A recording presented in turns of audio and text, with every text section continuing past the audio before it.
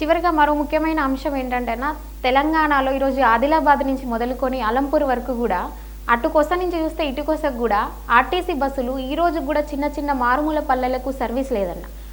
ఇప్పుడు ఈ రోజుల్లో అంత బాగా వెల్ ఎడ్యుకేటెడ్ ఉన్నటువంటి వాళ్ళు, బాగా ఆర్థిక స్థితిగతులు ఉన్న వాళ్ళు ఎవరైనా కూడా వాళ్ళ కంఫర్ట్ కోసం ఏదైతే బస్సులు ఈరోజు ఎక్కువ రష్ ఉన్నది, ఎక్కువ వీళ్ళు ఫ్రీ అనగానే 10 రూపాయలకు ఎక్కిపోతాం అనేటువంటి ఆలోచన చేయకుండా వాళ్ళ కంఫర్ట్ కోసం కూడా ఈరోజు ఆటోలను, క్యాబ్లను కూడా ప్రిఫర్ చేసే అవకాశం ఉందన్న. ఇది ఎందుకు ఆలోచించలేకపోతున్నారు? ఇప్పుడు కొన్ని పల్లెలలో తీసుకుంటే ఒక మారుమూల గ్రామానికి వెళ్ళాలంటే ఖచ్చితంగా కొన్ని పల్లెలకు బస్సు సర్వీస్ అనేది లేదు. అక్కడ కూడా ఆటోని ప్రిఫర్ చేస్తున్నారు.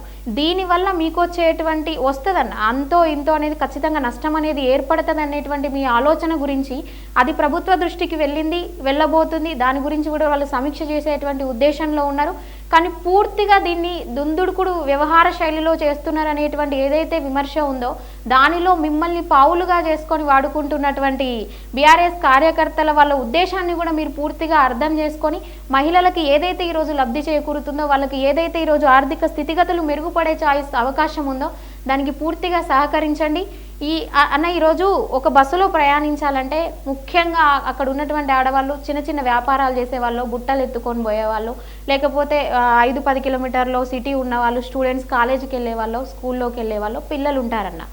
వాళ్ళకు కూడా ఇంతకుముందు బస్ పాస్లు ఉంటాయి, లేకపోతే డైలీ పాస్లు తీసుకెళ్తారు, లేకపోతే మంత్లీ పాస్లు ఉంటాయి.